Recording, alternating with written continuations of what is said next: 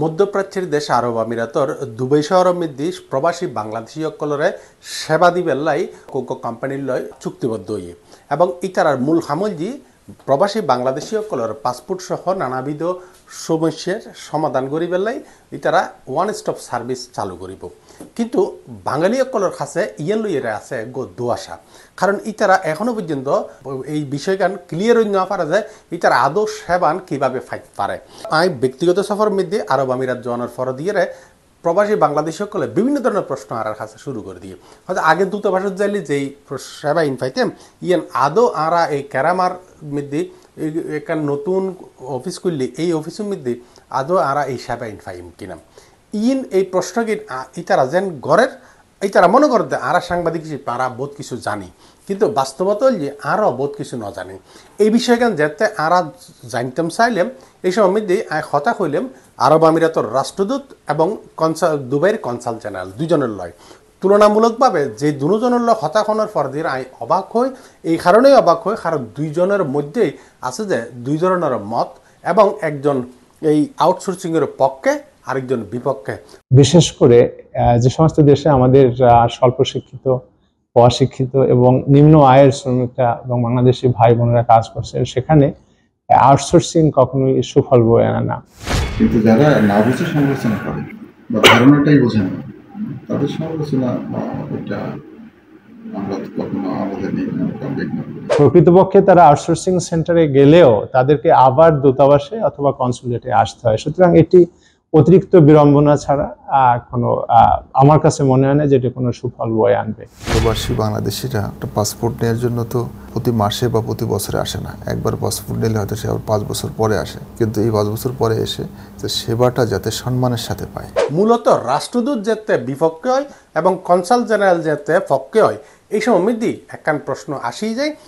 আদৌ তারা সেবা দিব নাকি ইয়েন কোনো ধরনের বাণিজ্যিক বড় ধরনের কোনো কিছু লুকাই আছে। চলন আর একজন রাষ্ট্রদূত কি হয় আর দুবাইয়ের কনসাল জেনারেল উনি কি হয় তারা দুইজনের লয় একটু হতাশ হয়ে যায়। গভর্নমেন্ট থেকে নির্ধারিত যে ফি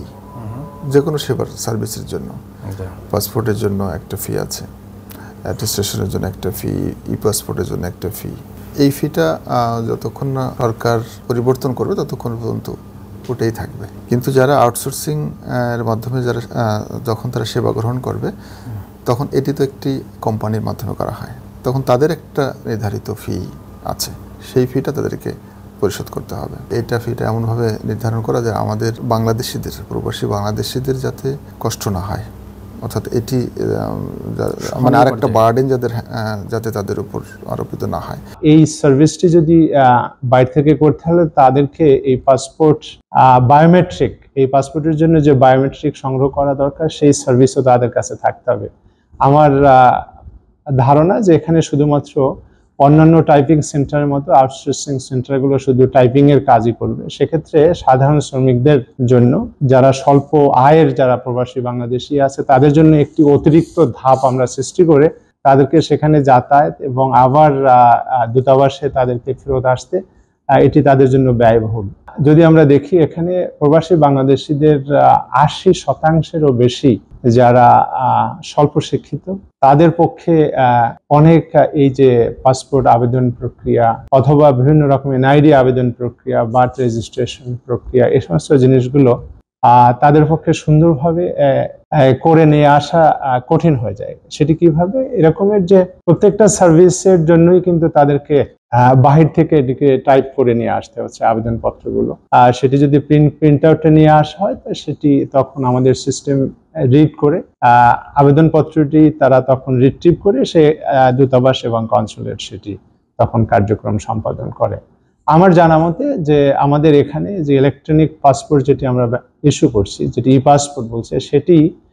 বাইরে থেকে আউটসোর্সিং এর মাধ্যমে এই কাজটি করা সম্ভব না। ইন্টারন্যাশনাল স্ট্যান্ডার্ড একটা পরিবেশে যাতে সেবাটা পায় সেটি নিশ্চিত করা হচ্ছে এই আউটসোর্সিং এর উদ্দেশ্য। এখানে কনসুলার যত ধরনের সার্ভিস আছে সবগুলো সেখান থেকে তারা করতে পারবে। প্রত্যেক সরকারি কর্মকর্তার কিছু কাজ যেগুলো হচ্ছে একেবারে বই পুস্তকে লেখা কি করতে হবে, একবার আইনে বলা আছে, সবকিছু যদি ওই বই পুস্তকের লাইন বাই লাইন হিসাব করে করা যায়, সম্ভব হয়, তাহলে কনসাল জেনারেল হিসেবে আমাকে এখানে বসানো করে দরকার নেই, এখানে একটা রোবট বসায় দিলাম, ঠিক আছে। আর কেউ যদি মনে করে যে আউটসোর্সিং করার জন্য তো কনসাল জেনারেল এখানে বসানো বলতে পারে, ঠিক আছে। যদি ওই বইপত্রের ধরাবাঁধা নিয়মের বাইরে আমি যেটা করতে পারি, ঠিক আছে, মানুষের কল্যাণে, যেটা মানুষের জন্য কাজে লাগে, সেটা হচ্ছে আমার ক্রেডিট। আউটসোর্সিং শব্দটাই এখন একটি ক্লিশে হয়ে গেছে, এটি বারবার ব্যবহার করার ফলে এটার উপযোগিতা হারিয়ে ফেলেছে এবং একটা মধ্যস্বত্বভোগী শ্রেণীর আয়ের পথ সৃষ্টি হয়েছে।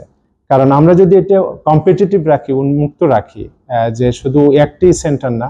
20টি সেন্টার বা 25টি সেন্টার এই কাজটি করবে, তাহলে কিন্তু কম্পিটিটিভ প্রাইসে স্বল্প মূল্যেও যদি আমরা আমাদের শ্রমিকরা এই সার্ভিসটি পেতে পারে। আর সর্বোপরি আমার কাছে মনে হয় যে আমাদের দূতাবাসে পর্যাপ্ত সংখ্যক লোক রয়েছে যারা এই সার্ভিসগুলো দিতে পারে। আর যদি এটা আউটসোর্স করা হয় তাহলে আমাদের দূতাবাসের এত অধিক জনবলের তখন প্রয়োজনীয়তা থাকবে কিনা সে বিষয়টা আমাদেরকে স্টাডি করতে হবে। মূলত আরব আমিরাতর বিভিন্ন প্রান্ত মধ্যে বা প্রবাসী বাংলাদেশী সকল যারা আছে ইতারা প্রায় সংখ্যায় প্রায় 10 লাখের উড়ে।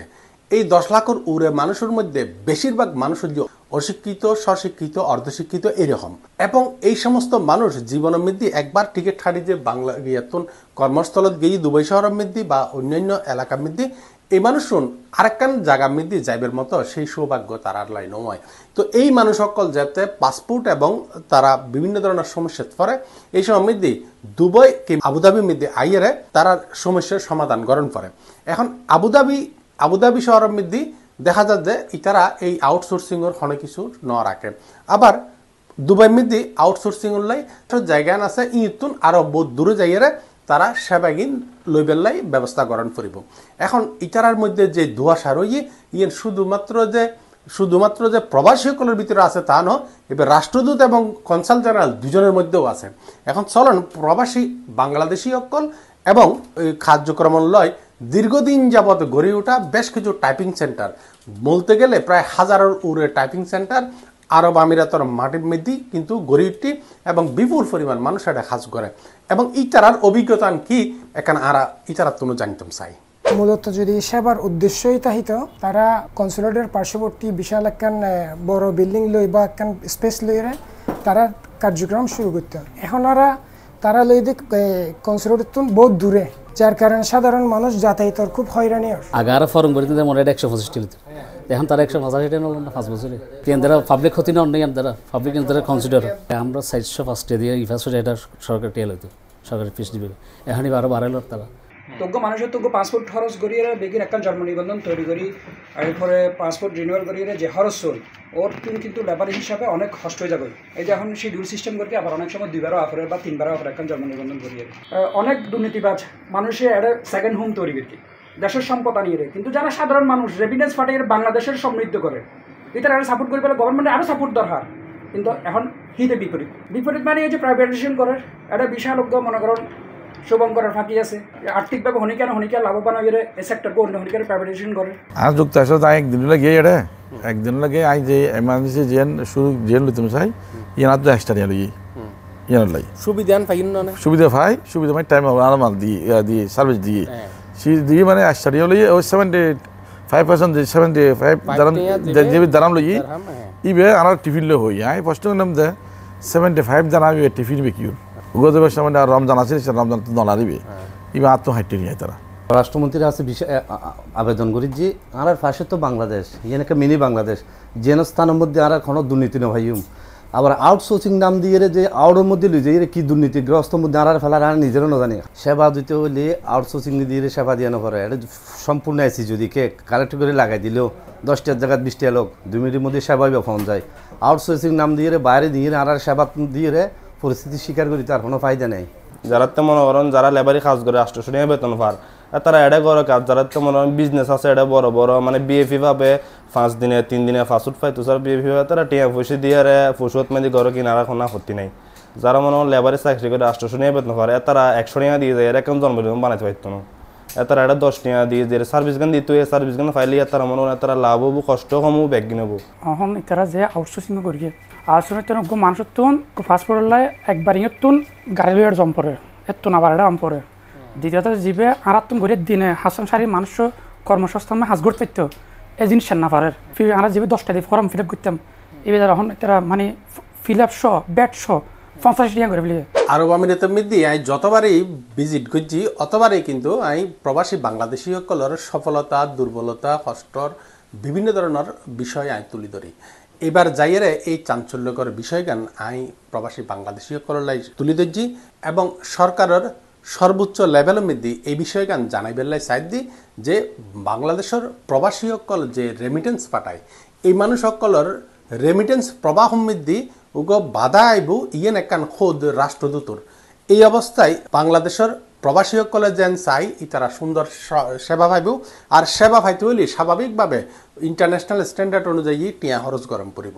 কিন্তু টিয়া খরচ যেন এখানে সহনীয় পর্যায়ে রাখন পড়ব ইয়েন সরকারে নিশ্চিত গরণ পড়ব আর সরকারের পররাষ্ট্র মন্ত্রণালয় ইয়েন লইয়েরে একখান ভালো ব্যবস্থা লইব ইয়েন এই প্রত্যাশা প্রবাসী বাংলাদেশী সকলের। আলমগীর অপু, C+ টিভি, সংযুক্ত আরব আমিরাত।